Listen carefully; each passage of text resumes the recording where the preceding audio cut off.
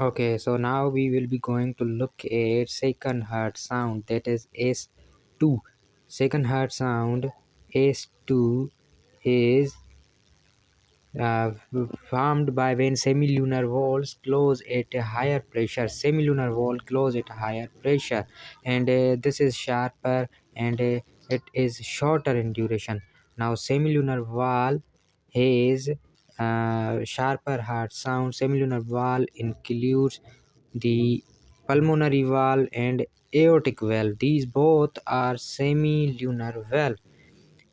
Now, normal young people can often hear both of the sounds as two. That will be the A2 and P2, and they will be heard at the splitting of the S2 hertz sound. The first two components of A2, two component of second hertz sound are A2, higher resistance to forward flow. The systemic circulation results in earlier acceleration and reverse flow aortic route, causing aortic valve closure earlier.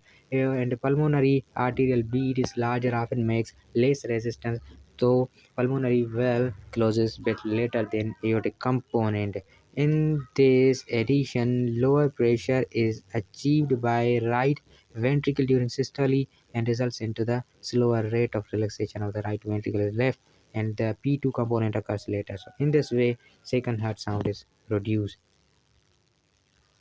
So as I told you, there are two components of second heart sound. The first component is A2, which is closure of aortic valve bit earlier than pulmonic valve, and the P2 is pulmonary valve, which is closed a bit later than as compared to the aortic valve.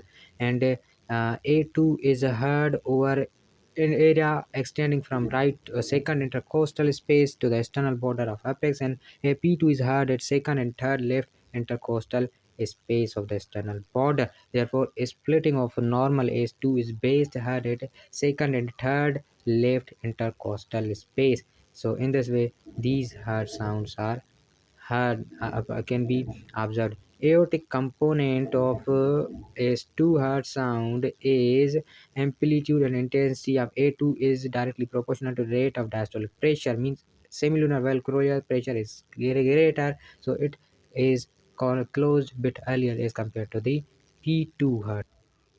Normally, as I already told you, that aortic component closes earlier, A2 closes earlier as compared to P2, and normally splitting S2 primarily results in difference between pulmonary and pulmonary artery and aortic hangout. So this is the difference, which is most prominent difference, which could be kept in mind.